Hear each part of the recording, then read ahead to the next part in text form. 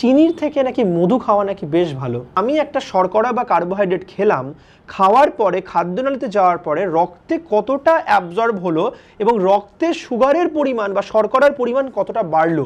দেখা গেছে আমাদের এই যে রিফাইন্ড সুগার যেটা আমরা চায়ে খাচ্ছি, চিনি দিয়ে খাচ্ছি, তার থেকে কিন্তু মধুর গ্লাইসেমিক ইন্ডেক্স কম।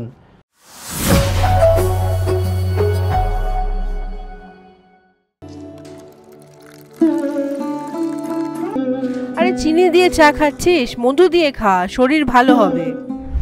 এটা কি আদৌ সত্যি? Hello everyone, I am doctor Debjyoti Kar. Welcome to another new episode of myth or fact.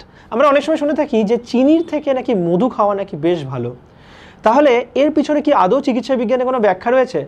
আমরা যদি বেসিক বায়োকেমিস্ট্রিটা ভাবি, তাহলে চিনি আর মধুর মধ্যে বেসিক পার্থক্য হচ্ছে চিনি হচ্ছে শুধুই একটা শর্করা বা কার্বোহাইড্রেট, কিন্তু মধুর মধ্যে শর্করা ছাড়াও অ্যান্টিঅক্সিডেন্ট, ভিটামিনস, মিনারেলস এই ধরনের জিনিসগুলো কিন্তু পাওয়া যায়। আর একটা জিনিস খুব ইম্পর্ট্যান্ট, যেটা আমরা মেডিসিনে আমরা পড়ি, glycemic index. What is glycemic index?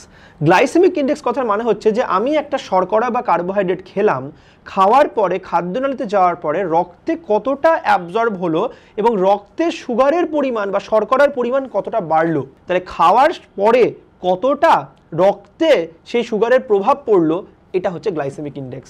দেখা গেছে আমাদের এই যে রিফাইন্ড সুগার যেটা আমরা চায়ে খাচ্ছি, চিনি দিয়ে খাচ্ছি, তার থেকে কিন্তু মধুর গ্লাইসেমিক ইন্ডেক্স কম। তাহলে আমরা দেখলাম রক্তে চিনির থেকে মধু কিন্তু সুগারের পরিমাণ কম পরিমাণে বাড়ায়, আর ঠিক তার কারণেই কিন্তু চিনির থেকে মধু খাওয়া বেটার। কিন্তু একটা কথা বলি, কোনো জিনিসই কিন্তু বেশি পরিমাণে ভালো নয়। এই মধুই কিন্তু যদি একটা সার্টেন লিমিটের থেকে আমরা বেশি পরিমাণে খাই, সেক্ষেত্রে কিন্তু মধুর থেকেও কিন্তু সুগার বাড়তে পারে রক্তের মধ্যে, এবং ওজনও বাড়তে পারে আমাদের, এবং সব কিছুই হতে পারে যেগুলো চিনির ক্ষতিকারক প্রভাবের মধ্যে আমরা ধরে নিই। তাই চিনির থেকে মধু খাওয়া ভালো, কিন্তু একটা সার্টেন লিমিট পর্যন্ত। আশা করছি আজকের এপিসোড সবার ভালো লেগেছে।